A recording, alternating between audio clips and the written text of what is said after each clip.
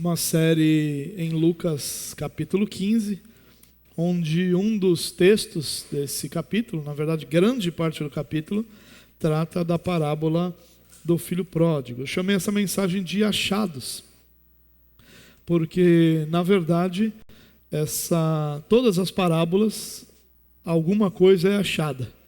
Numa das parábolas, uma ovelha é achada. Em outra parábola, uma moeda é achada. Na terceira parábola, um filho é achado. E então sempre alguém é achado numa das parábolas de Lucas capítulo 15. Se você tem curiosidade, esse quadro que está aí no slide é um quadro do Rembrandt, um pintor holandês, e ele está ali apresentando, na segunda visão artística dele, exatamente essa parábola do filho pródigo. E eu coloquei esse quadro aí para lembrar você que essa parábola é certamente um dos textos mais conhecidos de toda a Escritura. Dentre as parábolas de Jesus, certamente é a parábola mais conhecida e mais explorada. Mas nós não vamos lidar só com essa parábola, nós vamos lidar com todo o capítulo 15 de Lucas. E hoje nós vamos tratar de um texto bem no início do capítulo 15, Lucas capítulo 15, os 3 primeiros versos. Como eu pretendo dividir essa série? Essa série vai ser exposta todos os domingos do mês de dezembro no culto da noite. Então a minha intenção hoje é a gente falar um pouco sobre esses 3 primeiros versos que vão nos dar o contexto e o pano de fundo para as parábolas. Na próxima semana, permitindo o Senhor, nós vamos falar sobre a parábola do filho pródigo como um todo. Na terceira semana, nós falaremos sobre o filho mais novo. Na quarta semana, nós falaremos sobre o filho mais velho. E na quinta semana, nós falaremos sobre o pai. Esse é o desejo da nossa divisão nessa série de mensagens de Lucas capítulo 15. Então orem por isso, orem por essa série de mensagens, orem para que o Senhor use esse texto para nos edificar e para glorificar seu próprio nome. Vamos orar mais uma vez? Pai, muito obrigado por esse momento, pela oportunidade que nós temos de ter a Bíblia diante de nós, esse texto em especial diante de cada um de nós. Mas a nossa oração, Deus, é reconhecendo que sem a iluminação do Teu Espírito, nenhum de nós é capaz de compreender aquilo que o Senhor deseja nos ensinar. Portanto, que não sejam percepções próprias ou interpretações pessoais que sejam expostas aqui durante esses próximos dias, mas que possamos conhecer e compreender a Tua revelação, aquilo que o Senhor nos deixou, aquilo que originalmente o Senhor intentou que nós aprendêssemos. Nos ajuda, Deus, porque somente debaixo da Tua bondade e graça é que nós podemos aprender sobre esse texto. Que ele seja abençoador para todos nós, que edifique a nossa vida e que Teu nome seja glorificado através dessa exposição. Em nome de Jesus, Pai. Amém. Lucas capítulo 15, eu quero ler com você o verso 1, 2 e 3. O texto diz assim: todos os publicanos e pecadores estavam se reunindo para ouvi-lo, mas os fariseus e os mestres da lei, escribas em algumas traduções, o criticavam. Este homem recebe pecadores e come com eles. Então Jesus lhes contou esta parábola. Bom, assim começa o capítulo 15, falando que todos os publicanos e pecadores estavam se reunindo para ouvir Jesus. Então o capítulo começa apresentando os ouvintes de Jesus. Quem estava ouvindo o ensinamento de Jesus e, por consequência, ouviria as parábolas que serão apresentadas no capítulo 15. Inicialmente, os publicanos e pecadores se aproximam para ouvir Jesus. Esta era uma cena muito comum, na verdade, no próprio ministério de Jesus. Porque a mensagem de Jesus ela tinha um tom verdadeiro, mas gracioso. Ela tinha um tom justo, mas esperançoso. firme, mas repleto de graça e de bondade. Esse homem falava com uma autoridade diferente da autoridade dos outros mestres. Isso nós encontramos na própria Escritura, essa realidade. Isso atraiu continuamente a atenção daqueles que eram menosprezados pela religião oficial. Note que Lucas diz que todos os publicanos e pecadores estavam se reunindo para ouvi-lo. É claro que todos aqui não significa todos os publicanos e pecadores que existiam no mundo, né? Mas se refere à ideia de todos aqueles que estavam naquela localidade, ou todos aqueles que estavam disponíveis, ou todos aqueles que se podiam contar. Mas o que Lucas está nos passando aqui é que a impressão era muito clara de que todos os que pertenciam a esse grupo de pessoas estavam dispostos a ouvir Jesus, prontos para dar atenção para o que ele tinha que dizer. E quem eram essas pessoas? Os publicanos eram judeus que cobravam impostos dos judeus para os romanos. A gente precisa lembrar que naquela época a nação de Israel e a região, principalmente, em especial nessa região onde tudo ali acontecia, e a gente vai ter Judéia, Galiléia, Samaria, né? Aquela região de Decápolis, toda essa região estava sob o domínio dos romanos, que haviam conquistado aquela região. E como eles faziam em todas as localidades, eles cobravam impostos dos moradores locais. E quem recebia esses impostos dos judeus? Os publicanos. E é claro que isso fazia com que praticamente toda a população os odiasse. Mas em especial os religiosos, que não aceitavam nem a dominação romana, muito menos o fato de que alguém cobrasse impostos do seu próprio povo para alimentar o tesouro dos invasores. Então eles eram odiados por grande parte do povo. Mas não só isso, eles eram conhecidos por sua corrupção. Por vezes eles enriqueciam com cobranças ilícitas, acima daquilo que eles deveriam receber, o que tornava essa atitude do povo para com eles ainda mais animosa. Havia uma rejeição abundante para com os publicanos. E os pecadores nada mais eram do que aquelas pessoas que não obedeciam os padrões morais e religiosos de Israel. Aqueles que não tinham necessariamente compromisso com as leis cerimoniais, nem com o modelo tradicional da sociedade judaica. E eles eram, por causa disso, menosprezados por essa elite religiosa de Israel. Muitos desses homens chamados de pecadores aqui eram chamados assim porque tinham profissões que os religiosos consideravam incompatíveis com a lei judaica. Ou seja, eram as pessoas que a religião oficial excluiu. Pessoas que a religião oficial menosprezava. Essas eram as pessoas que Jesus ensinava com graça e amor. É claro que não havia nenhuma conivência, nenhum envolvimento com o pecado desses ouvintes. Jesus estava simplesmente anunciando as boas novas do reino aos que mais necessitavam.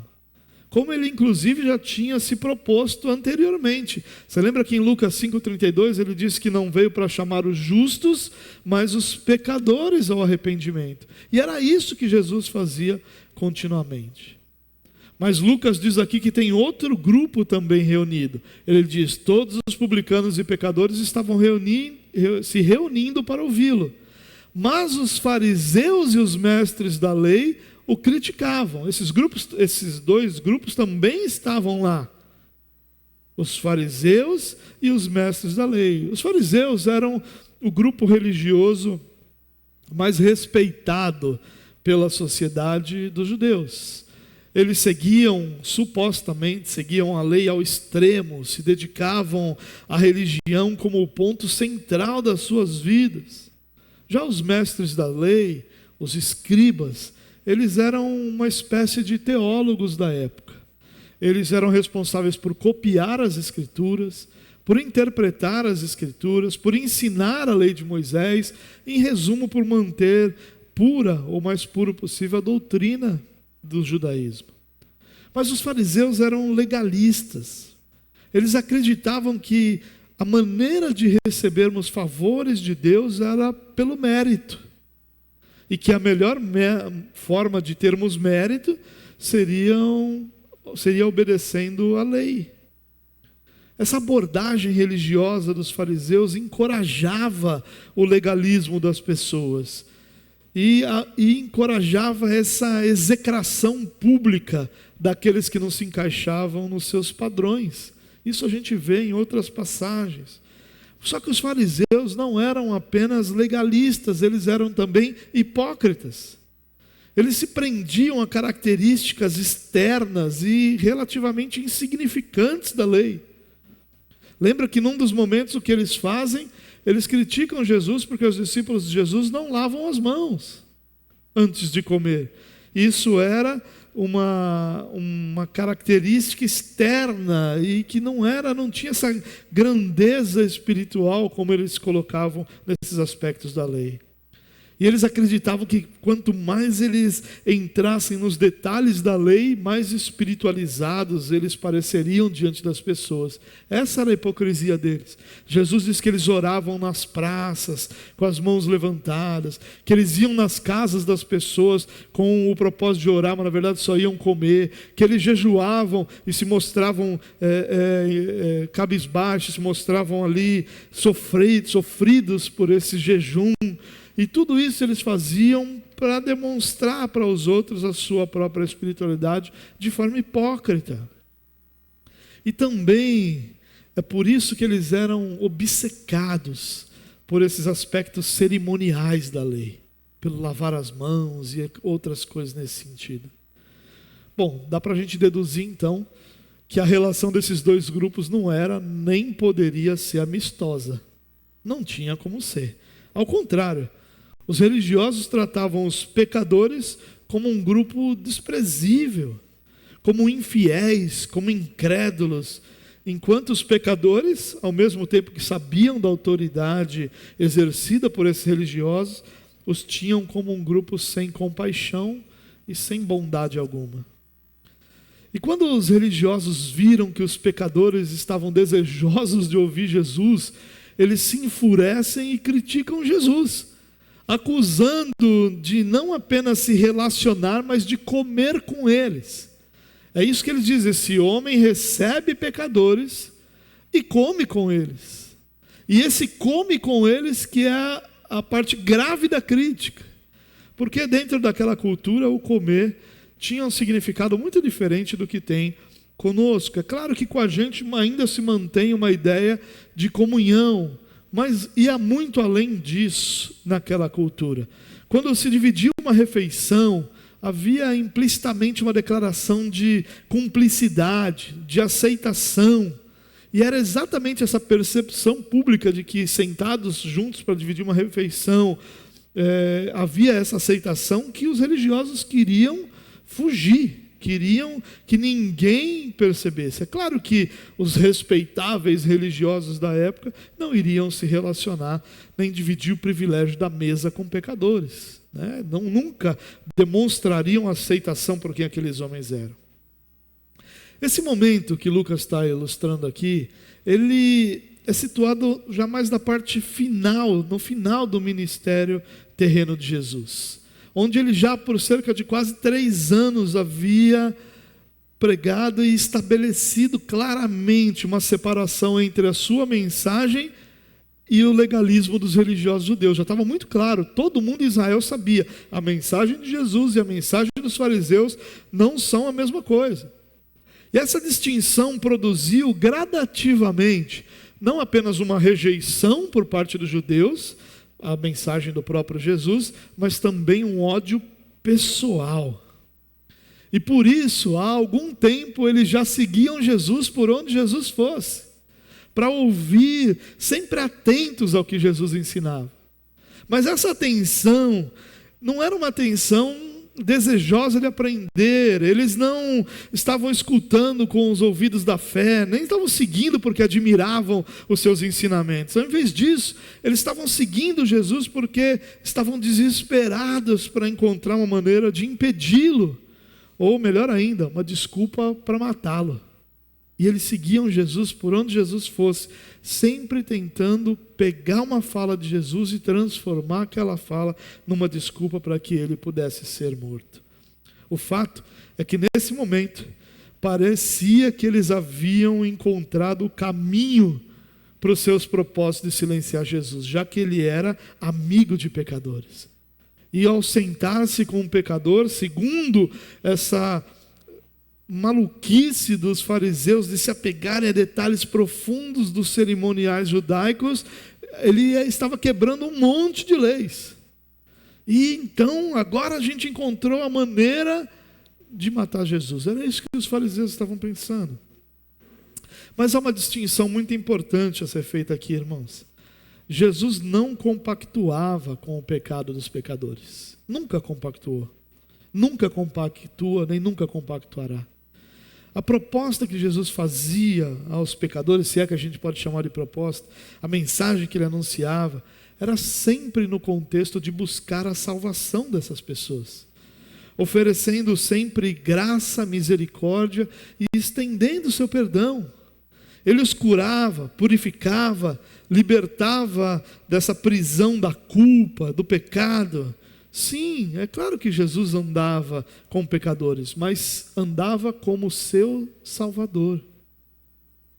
Jesus era um verdadeiro amigo dos pecadores. A gente poderia até dizer que ele era amigo dos pecadores no sentido mais verdadeiro da palavra. Aquele que, como amigo, deseja o melhor para os seus amigos, que era a salvação. Em resposta a essa crítica, Lucas vai dizer o seguinte: então, ou seja, por causa dessa crítica, por causa de tudo que está acontecendo, porque os pecadores e os publicanos estão se reunindo em grande número para ouvir Jesus, porque os fariseus e os mestres da lei que estão ali também seguindo Jesus, estavam criticando Jesus. Como resposta a tudo isso, Jesus conta uma parábola, ou conta esta parábola. Na verdade, ele vai contar 3. É que Lucas aqui está conectando com a primeira das 3 parábolas de Lucas 15. Então, por que Jesus conta essas 3 parábolas de Lucas 15? Como resposta à crítica dos judeus, como resposta à crítica dos religiosos. É por isso que Jesus vai contar essas 3 parábolas que estão em Lucas 15. Parábolas, irmão, foram muito utilizadas por Jesus, e quando ele é questionado sobre por que ele utilizava esse método de ensino, vamos dizer assim, ele respondeu o seguinte, lá em Marcos capítulo 4: a vocês foi dado o mistério do reino de Deus, mas aos que estão fora, tudo é dito por parábolas, a fim de que, ainda que vejam, não percebam, ainda que ouçam, não entendam. De outro modo, poderiam converter-se e ser perdoados. Olha aqui, isso aqui é muito interessante. Jesus está dizendo que tem 2 propósitos para ele usar parábolas. O primeiro é para que os seus discípulos conheçam mais do reino de Deus, porque a eles foi dado o mistério do reino de Deus, a compreensão disso que estava oculto. Mas há um segundo propósito, para que aqueles que não pertencem ao reino de Deus permanecessem na incredulidade, permanecessem sem entender os ensinos que Jesus estava transmitindo. E talvez isso pareça para nós uma enorme injustiça, e a gente poderia dizer: por que Jesus queria, por que Deus queria que eles permanecessem na incredulidade? Mas o próprio Jesus respondeu isso em Mateus capítulo 13, ele diz: pois o coração desse povo, Mateus 13, ele está falando da mesma coisa que ele está falando em Marcos 4, são textos paralelos, né? Marcos 4 é um pouco mais curto, e Mateus ele vai desenvolver essa ideia do porquê que ele queria que permanecessem incrédulos. Pois o coração deste povo se tornou insensível, e de má vontade ouviram com seus ouvidos, e fecharam os seus olhos. Se assim não fosse, poderiam ver com os olhos, ouvir com os ouvidos, entender com o coração e converter-se, e eu os curaria. Sabe o que Jesus está dizendo? Porque o coração deles está endurecido, eu os endureço para que eles permaneçam não entendendo e permaneçam na incredulidade. Nós conversamos sobre isso em mensagens passadas, onde a gente disse que Deus endurece os endurecidos, que Deus nunca endureceu o coração de alguém que já não estivesse endurecido. E o que Jesus está dizendo aqui é: as parábolas endurecem ainda mais o coração daqueles que voluntariamente fecharam o seu coração para a mensagem do Evangelho. E o que outra coisa nós vemos sobre os fariseus que não o ministério inteiro de Jesus fecharem o seu coração, fecharem os seus ouvidos, não inclinarem os seus ouvidos para ouvir a mensagem de Jesus? Não tem outra palavra para descrever os fariseus senão como corações endurecidos, ou outra expressão, senão corações endurecidos diante da mensagem de Jesus. E o que Jesus está dizendo é: as parábolas têm esse propósito também. Eles vão endurecer os endurecidos. Entender o significado de uma parábola, meu irmão, é muito importante. Muitos ao longo da história, quando a gente pega uma série de comentários sobre as parábolas, eles vão tratar esse tipo de linguagem de forma incorreta, tentando extrair desse tipo de texto cada detalhe possível, como se fosse uma alegoria, como se cada detalhe fosse uma alegoria diferente, como se cada palavra fosse uma alegoria. E por vezes eles acabam perdendo até o sentido principal do ensino. A gente encontra muitas mensagens, principalmente pregações que usam as parábolas, que vão tratar cada palavrinha como se fosse uma alegoria. Mas uma parábola, irmão, sempre tem uma lição central. E todos os elementos circulam em torno desse elemento principal. Portanto, uma boa regra para a gente interpretar uma parábola é nós nos mantermos concentrados na lição central. Não é uma boa ideia tentar extrair significado de cada detalhe das parábolas. É uma péssima ideia. Vai nos tirar da lição e da ideia principal. Você já ouviu uma história que no final da história alguém diz assim: moral da história, e ele apresenta a história? A parábola é mais ou menos, não, é exatamente isso.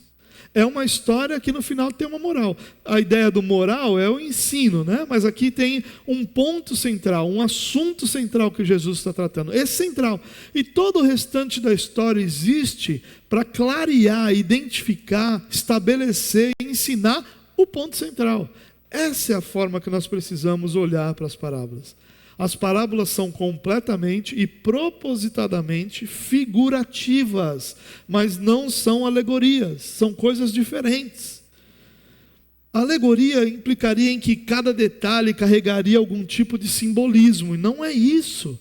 Uma parábola é uma metáfora, é uma símile, é uma semelhança, e vai ser transmitido na forma de uma história. Antes de tudo, uma comparação. É uma história que eu uso para comparar com a realidade. Isso é uma parábola. Então a gente não pode olhar para a parábola e ficar dizendo: olha, aqui essa palavrinha aqui significa isso, essa outra palavrinha tem essa outra alegoria. Não, a ideia é central e tudo gira em torno dessa ideia central. As duas primeiras parábolas de Lucas 15 são apresentadas de forma muito semelhante a outras que nós temos no Evangelho. Curtas, diretas e sem muitos detalhes para nos debruçarmos. Grande parte das parábolas é assim. Poucas são as parábolas mais longas e com mais detalhes. E a primeira parábola vai ocupar 4 versos do capítulo 15. É o que diz: qual de vocês, Lucas 15 a partir do verso 4, qual de vocês que, possuindo 100 ovelhas e perdendo uma, não deixa as 99 no campo e vai atrás da ovelha perdida até encontrá-la? E quando a encontra, coloca alegremente sobre os ombros e vai para casa. Ao chegar, reúne seus amigos e vizinhos e diz: alegrem-se comigo, pois encontrei minha ovelha perdida.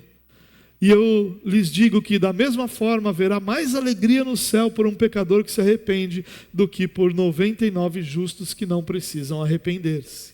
Esse último verso é a famosa moral da história. A gente não precisa nem se preocupar com a interpretação. O próprio Jesus aqui dá. Talvez, não, certamente, já apontando para a última parábola, onde ele vai falar de um assunto muito mais difícil diante dos fariseus, ele começa a deixar muito claro aqui. Essa parábola é simples, é a história sobre alguém que tinha 100 ovelhas e que perdeu uma delas. Inclusive é uma canção muito antiga, né? Eram 100 ovelhas juntas no aprisco. E saí a tarde toda para cantar isso. Oséias de Paula, né? Acho que a maioria de vocês não sabe nem quem é. Não que esteja perdendo grande coisa, mas é um clássico da música cristã antiga. Bom, era alguém que tinha então 100 ovelhas, e uma ovelha se perde. E uma ovelha naquela época normalmente se perdia, ou porque algo chamava a sua atenção e ela acabava se desgarrando do rebanho, ou porque ela perdia o rumo pelo caminho, às vezes caindo num buraco, às vezes se prendendo num arbusto, às vezes ali tomando um corredor dentre a vegetação que a fizesse se perder. Normalmente eram essas duas situações. Ou seja, ela se perdia não por uma falta de atenção do seu dono, mas porque ela mesma tinha suas dificuldades no caminho. Porque as ovelhas, irmãos, são animais frágeis, míopes, tem uma capacidade de se defender muito pequena, ela não se defende contra predadores naturais. Uma ovelha perdida é uma ovelha morta. Essa é a certeza que se podia ter.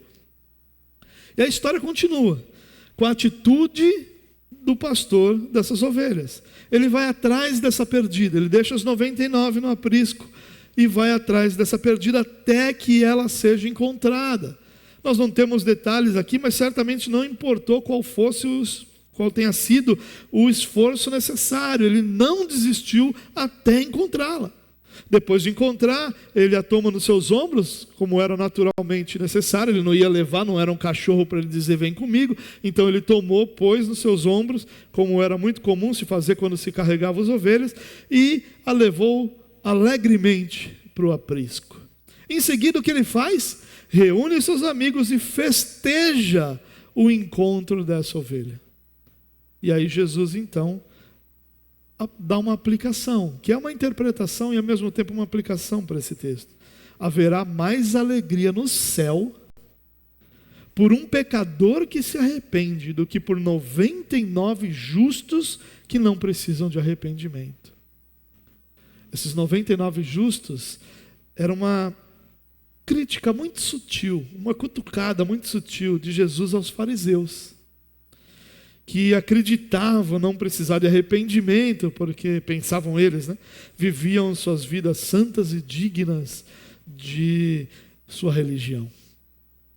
Mas os fariseus dificilmente se identificariam com os justos dessa parábola de forma negativa.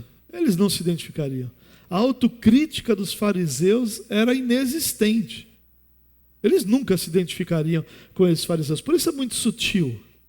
E eu consigo imaginar Jesus falando e todos os fariseus acenando com a cabeça, concordando com isso. Que religioso diria, olha que beleza que há, um pecador se arrepende, o pastor foi atrás da ovelha perdida. E todos eles certamente concordariam com aquele ensino. E Jesus está preparando o terreno, porque o importante é a última das parábolas onde ele quer tratar com os fariseus. E ele continua com a segunda parábola. A partir do verso 8 ele diz: qual é a mulher que possuindo 10 dracmas e perdendo uma delas, não acende uma candeia, varre a casa e procura atentamente até encontrá-la? E quando a encontra, reúne suas amigas e vizinhas e diz: alegrem-se comigo, pois encontrei minha moeda perdida. Eu lhes digo que, da mesma forma, a alegria na presença dos anjos de Deus por um pecador que se arrepende. Bom, o cenário agora é outro. Uma mulher possuía 10 dracmas. A dracma era uma moeda de prata, era semelhante ao denário, né? Só que grega. Era originalmente grega, o denário era originalmente romano. Era uma moeda de prata utilizada para... que valia, na verdade, a diária de um trabalhador comum. Então o trabalhador comum recebia sua diária com uma dracma. E ela perde uma das moedas, ela tem 10. E ela fica inconformada com o ocorrido. Ela acende uma luminária, varre toda a casa, até encontrar a moeda perdida. E quando ela encontra, reúne as amigas, reúne as vizinhas para comemorar o encontro dessa moeda perdida. E a aplicação final é a mesma. Há alegria nos céus quando um pecador se arrepende. E mais uma vez eu consigo ver os fariseus acenando positivamente sua cabeça com o ensino e dizendo: é isso mesmo, é isso mesmo. Alguém que era perdido foi achado. Dificilmente um fariseu levantaria alguma objeção, a não ser que ele percebesse ali que Jesus estava apontando para eles, mas não era o caso. Aqui Jesus estava dizendo: olha, há grande alegria nos céus quando um pecador se arrepende. Mas na cabeça do fariseu, esse pecador era um próprio judeu, já eleito, que não havia ainda tido uma experiência pessoal com o Deus de Israel e que se arrepende disso e se volta para Deus. Nunca seriam os fariseus, nunca os fariseus se considerariam aquelas pessoas dignas de salvação. E aí Jesus então apresenta a terceira parábola. Essa um pouco mais longa, que diz assim: Jesus continuou. Você percebe que Lucas está tentando nos dar aqui uma ideia de continuidade. Jesus contou esta parábola, ele começa dizendo a segunda parábola, ou sobre uma mulher. Aí Jesus continuou. Então Lucas está nos dando essa ideia de que Jesus faz isso em sequência, continuamente. Um homem tinha 2 filhos. O mais novo disse ao pai: pai, quero a minha parte da herança. Assim ele repartiu sua propriedade entre eles. Não muito tempo depois, o filho mais novo reuniu tudo o que tinha e foi para uma região distante. E lá desperdiçou seus bens vivendo irresponsavelmente. Depois de ter gasto tudo, houve uma grande fome em toda aquela região e ele começou a passar necessidade. Por isso foi empregar-se com um dos cidadãos daquela região que o mandou para o seu campo a fim de cuidar de porcos. Ele desejava encher o estômago com as vagens de alfarrobeira que os porcos comiam, mas ninguém lhe dava nada. Caindo em si, ele disse: quantos empregados de meu pai têm comida de sobra, e eu aqui morrendo de fome? Eu me porei a caminho e voltarei para meu pai e lhe direi: pai, pequei contra o céu e contra ti, não sou mais digno de ser chamado teu filho, trata-me como um dos teus empregados. A seguir levantou-se e foi para seu pai. Estando ainda longe, seu pai o viu e, cheio de compaixão, correu para o seu filho e o abraçou e o beijou. E o filho lhe disse: pai, pequei contra o céu e contra ti, não sou mais digno de ser chamado teu filho. Mas o pai disse aos seus servos: depressa, tragam a melhor roupa e vistam nele, coloquem um anel no seu dedo e calçados nos seus pés. Tragam um novilho gordo e matem-no, vamos fazer uma festa e comemorar, pois este meu filho estava morto e voltou à vida, estava perdido e foi achado, e começaram a festejar. Enquanto isso, o filho mais velho estava no campo. Quando se aproximou da casa, ouviu a música e a dança. Então chamou um dos servos e perguntou-lhe o que estava acontecendo. Este lhe respondeu: seu irmão voltou, e seu pai matou o novilho gordo, por quem o recebeu de volta, são e salva. O filho mais velho encheu-se de ira e não quis entrar. Então seu pai saiu e insistiu com ele. Mas ele respondeu ao seu pai: olha, todos esses anos tenho trabalhado como um escravo ao teu serviço e nunca desobedeci às tuas ordens. Mas tu nunca me deste nem um cabrito para eu festejar com os meus amigos. Mas quando volta para casa esse seu filho, que esbanjou os teus bens com as prostitutas, matas o novilho gordo para ele. Disse o pai: meu filho, você está sempre comigo e tudo que tenho é seu. Mas nós tínhamos que comemorar e alegrar-nos, porque este seu irmão estava morto e voltou à vida. Estava perdido e foi achado. Opa. E aqui termina a parábola. Percebe a diferença dessa parábola para as outras duas? De todas as parábolas de Jesus, essa é a mais ricamente detalhada, é a mais poderosamente dramática, a mais intensamente pessoal. Nenhuma outra parábola é como essa, nesses aspectos. Essa terceira parábola é diferente. Ela tem 3 personagens: o pai e seus 2 filhos. Começa com um homem que tinha 2 filhos. Os 3 personagens. O mais novo se aventura pelo mundo. e o mais velho permanece trabalhando para o pai. E quase todas as mensagens que ouvimos nessa parábola têm o foco no filho mais novo, que sai de casa, que vive desordenadamente, que depois retorna para a casa do pai e que é graciosamente recebido por ele. Mas esse enfoque está incorreto, pois o ponto central dessa parábola não é o mais novo, é a reação do filho mais velho. Esse é o ponto central dessa parábola. É claro que Jesus ensina, como nas parábolas anteriores, que o pai está sempre disposto a receber graciosamente um filho arrependido. Mas não apenas isso. Aprendemos que o filho mais velho, aquele que sempre fez tudo certo, pode estar tão longe do pai quanto o filho rebelde. Há também, claro, um ensino aqui sobre o próprio pai, como ele vai lidar de forma justa, santa e amorosa com ambos os filhos, por pior que se comportem. Infelizmente, irmãos, a lição do irmão mais velho costuma ser negligenciada. E quando essa história é contada, dificilmente o irmão mais velho, a história do irmão mais velho é o central. Mesmo assim, continua sendo a razão principal porque Jesus contou essa parábola. Por que Jesus começa a contar a parábola? Porque havia uma crítica dos fariseus e dos mestres da lei ao fato de Jesus estar se voltando para os pecadores. Então Jesus conta sobre os pecadores, na última parábola ele conta sobre os pecadores e traz a grande lição do capítulo 15, que é a reação do irmão mais velho, ou do filho mais velho. Todos os ouvintes de Jesus entenderam claramente as verdades contidas nessas parábolas. Aqueles que estavam acenando positivamente até então, agora não acenavam mais. Agora, no máximo, voltavam para Jesus um olhar furioso. Os elementos apresentados por Jesus em todas essas parábolas faziam parte do cotidiano de todos eles. Todos eles ali entendiam de alguma forma sobre as ovelhas e sobre a sua forma de ser, suas fraquezas, a necessidade de buscar quando ela se perdia. Todos aqueles ali sabiam o que era receber o seu salário e ter uma parte dele perdida, a importância. Todos eles tinham alguma experiência com filhos.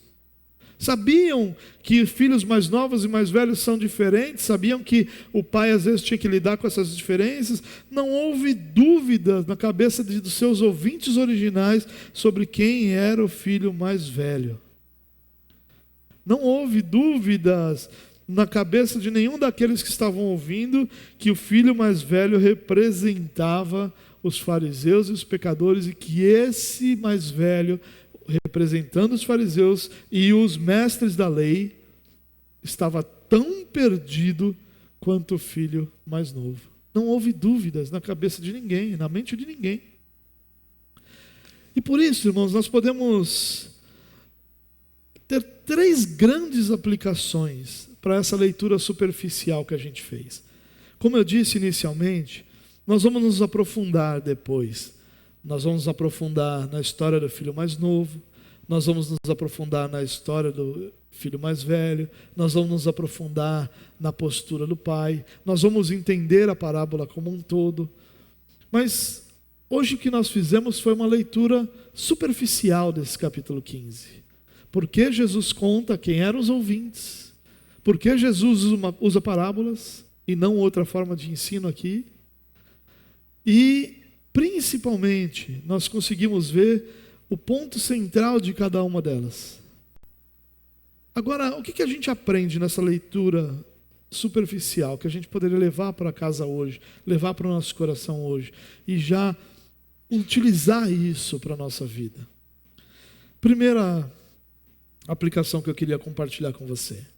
Em Cristo, há salvação para o perdido. E por mais que isso pareça óbvio, nem sempre é. Quem de nós não, muitas vezes se comporta como esse religioso judeu, olhando para alguém e considerando aquela pessoa incapaz de salvação, indigna de salvação, como se pelo que ela fez, pelo que ela é, ou pelo que ela foi, não houvesse para ela nenhum tipo de salvação. Existe um ditado popular que fala sobre isso, que diz que pau que nasce torto nunca se endireita. Né? Calma, não vai cantar aquela música, não é isso. Eu tinha um amigo que dizia: não se preocupe com o pau que nasce torto. O nosso Jesus é carpinteiro. Ele dá jeito. Não tem problema. E muitas vezes nós usamos esse ditado para refletir aquilo que nós pensamos de alguma pessoa com relação a ela ser transformada, a ela ser diferente de quem é.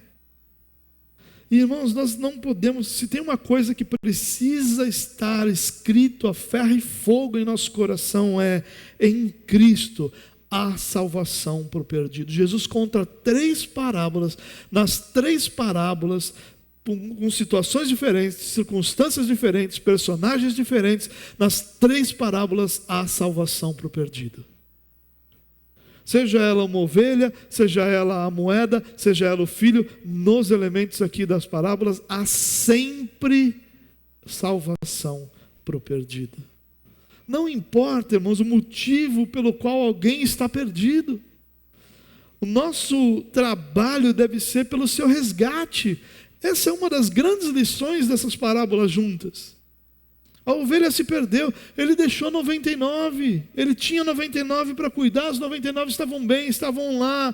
A rebelde que foi embora foi a quem ele foi atrás, se esforçando, se dedicando, e não importa, tanto não importa porque que nenhuma das 3 ali apresenta a razão do porquê porque eles se perderam.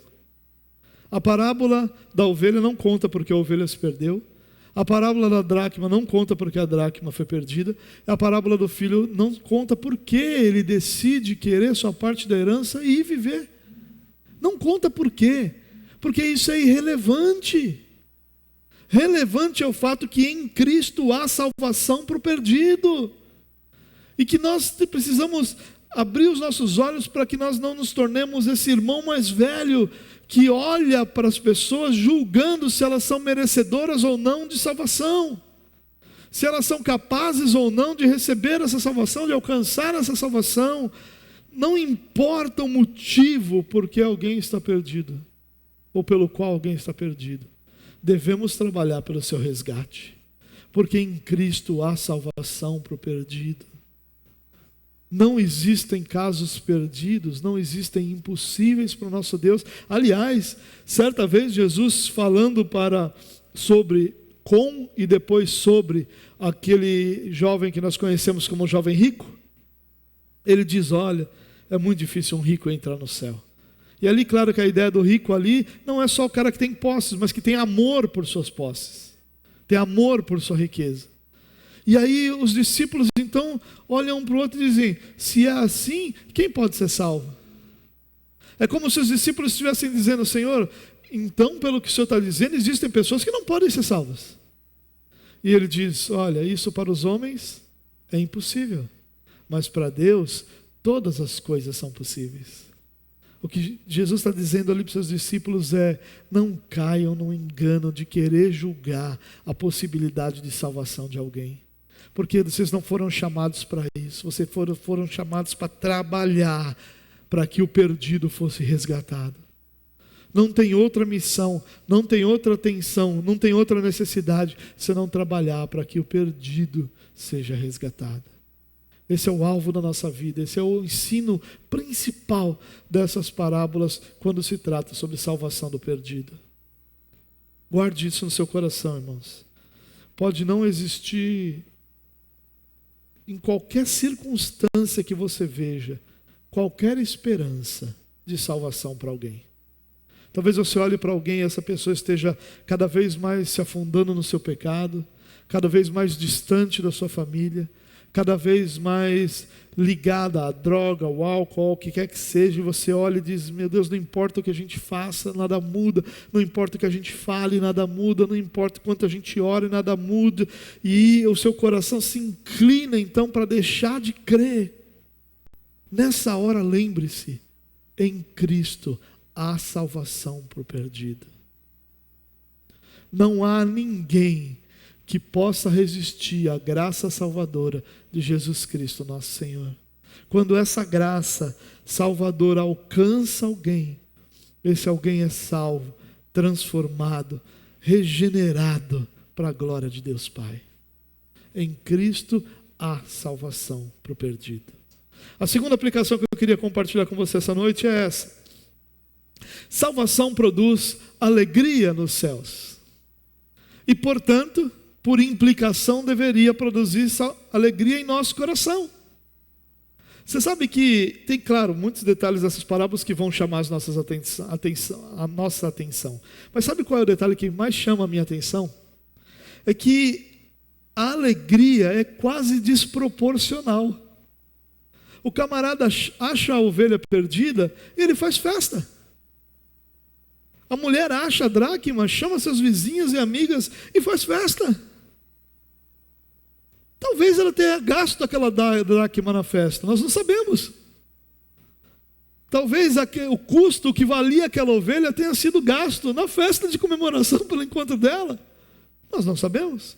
O que nós sabemos é que o pai faz um festão, um baita de um churrasco. Ele vai, o novilho cevado, o novilho gordo, aquele animal que estava sendo preparado para uma ocasião mais que especial, ele vai para a brasa.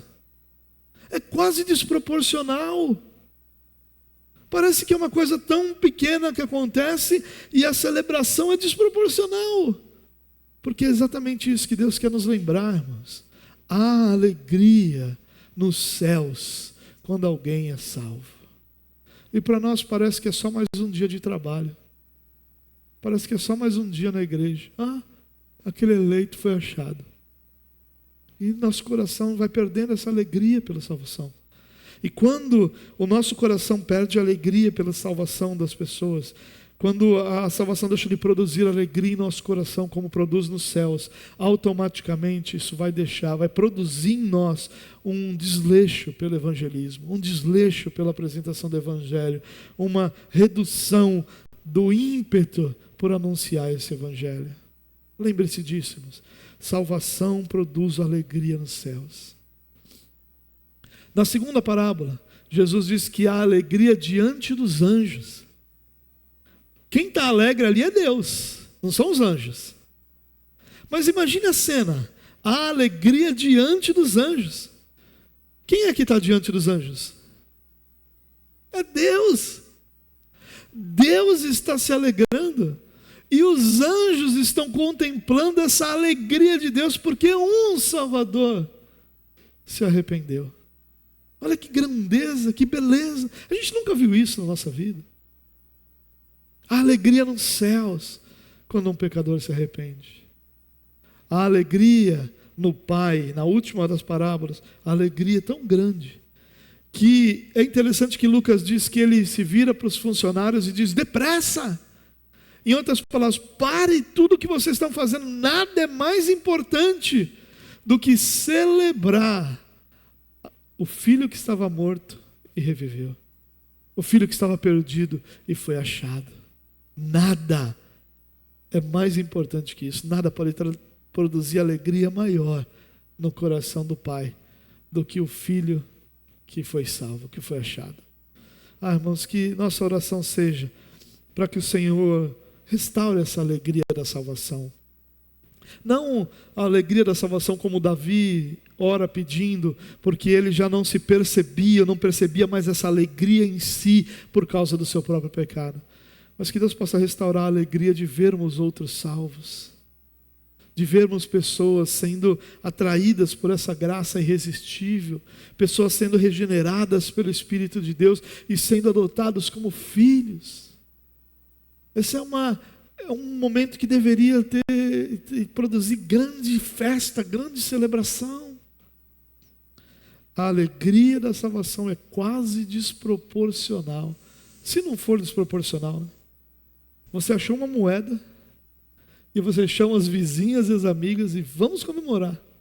Se você chegasse na igreja contando isso, dizendo: olha, recebi meu vale e perdi 10% desse vale, Mas quando eu achei, comprei uma pizza para comer com todos os meus vizinhos.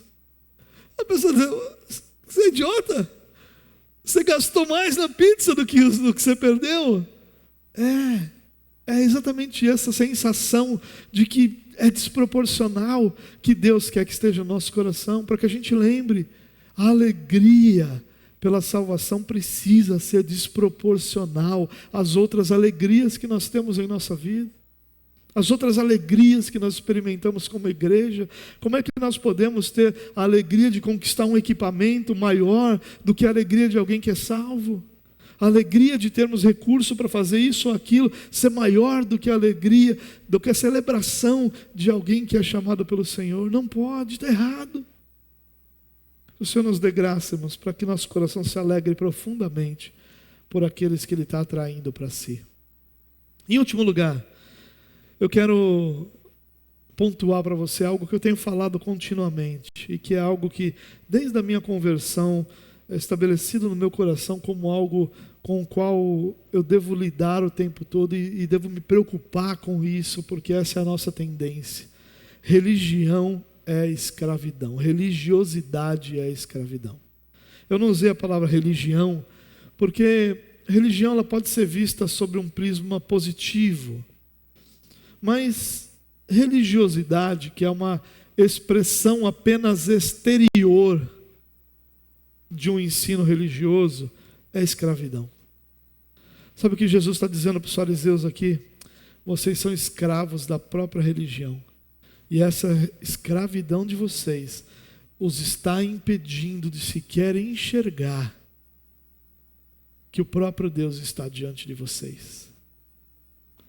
Vocês estão tão escravizados que vocês menosprezam os pecadores que buscam a salvação e não percebem que vocês mesmos estão perdidos. Olha o que Jesus está dizendo. Vocês são tão cegos que não percebem que aqueles que são por vocês considerados piores estão chegando na frente de vocês no reino de Deus. Por quê? Porque e isso que Jesus está dizendo aos fariseus, vocês reduziram todo o relacionamento com Deus a ações, atitudes, posturas, rituais, cerimônias a detalhes profundos que vocês obedecem, mas que na verdade são apenas uma maneira de mostrar para os outros que vocês são espirituais. Essa mensagem é aterrorizante. Eu fico aterrorizado quando eu olho e digo: o filho mais velho esteve sempre com o pai, todos os dias. Todos os dias diante do pai. O pai diz para ele: tudo o que eu tenho é seu. Mas ele se sentia escravo do pai. Ele dizia: olha, é um fardo ser seu filho. É um fardo obedecê-lo.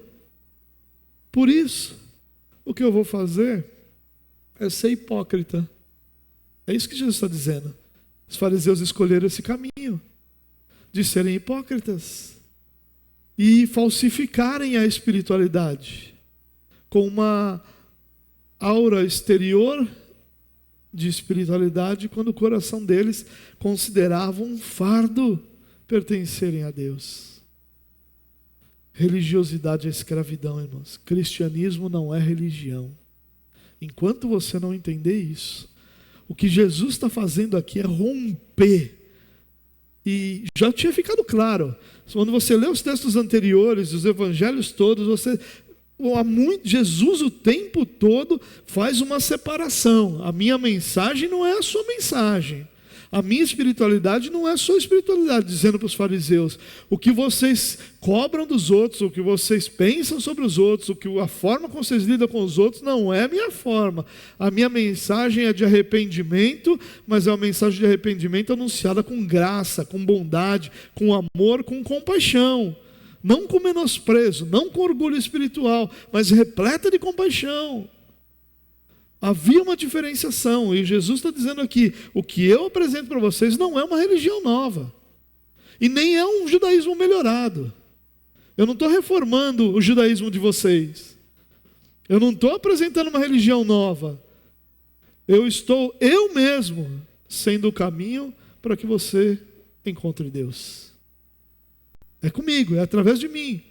É através da fé em mim, do relacionamento comigo, que você vai encontrar Deus. Por isso que Jesus diz: eu sou o caminho, a verdade e a vida. Tudo aquilo que os fariseus não sabiam que era, ou estavam perdidos. Eles não sabiam o caminho para Deus, porque o caminho para Deus era a obediência a rituais tolos da lei. Eles não sabiam o que era a verdade, já que para eles a verdade era o que eles mesmos estabeleceram como padrão. Eles não sequer sabiam que era a vida, porque eles se sentiam como que escravos, como que presos a uma religiosidade exterior. Eles não sabiam nada disso.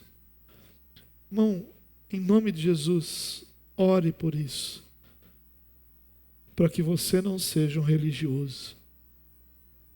Os religiosos são muito bons de demonstrarem sua espiritualidade, mas muito ruins em se relacionarem de verdade com Deus e com as pessoas.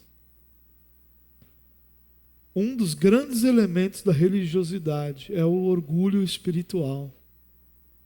Os fariseus, por mais de 3 anos, tiveram contato com a mensagem de Jesus, mas seus corações eram tão endurecidos que eles sequer pararam para pensar sobre o que Jesus falava. O nome disso é orgulho espiritual. Eu já sei, eu já entendi, eu já estou pronto, não preciso que ninguém mais fale alguma coisa diferente daquela que eu penso. E essa religiosidade vai escravizando, ao ponto do pai dizer: tudo que eu tenho é seu, e do filho dizer: eu trabalho como você, para você, feito um escravo. Olha que triste. Na casa do pai, se considerando um escravo do pai. Na casa do pai, vivendo como se vivesse longe de qualquer amor, porque se sentia um escravo. Irmãos, que Deus guarde o nosso coração, para que nós possamos nos lembrar que em Cristo e somente em Cristo há salvação para o perdido. Que essa salvação produz alegria nos céus e precisa produzir em nosso coração. E que nós precisamos guardar esse mesmo coração de não nos tornar religiosos, porque a religião é apenas outra forma de escravidão. E muitas vezes nós achamos que ficamos livres da escravidão do pecado para nos tornarmos escravos da religiosidade. Que Deus guarde nosso coração, conduza as nossas vidas e nos ajude a aprender com esse texto, a nos relacionar com Cristo e não sermos nenhum desses 2 filhos, porque essa é a parábola dos 2 filhos perdidos, não de um só, mas dos 2 filhos perdidos. Vamos orar? Pai, muito obrigado, porque o Senhor é aquele que nos ensina, e o Senhor é aquele cujas maravilhosas e eternas lições são escritas em nosso coração. Ajuda-nos, Pai, a não esquecer dessas verdades anunciadas essa noite. E prepara o nosso coração para que nas próximas semanas nós possamos olhar para essa parábola, olhar para esse texto e aprender desse texto aquilo que o Senhor intentou nos ensinar. E faz, Deus, desse tempo um tempo de edificação, de transformação, como o Senhor tem feito a cada culto, a cada momento que nós temos tido. Os textos são diferentes, mas é o mesmo Espírito que os aplica ao nosso coração. E todos eles fazem parte de uma mesma verdade, que é o nosso Senhor e Salvador. Obrigado, Pai. Abençoa a nossa vida, nos dá uma semana abençoada e repleta da Tua bondade, para a glória do Teu próprio nome. e que o amor do nosso Deus e Pai, a graça do nosso Senhor e Salvador Jesus Cristo e a consolação do Espírito Santo de Deus esteja sobre a sua vida hoje e para sempre. Amém.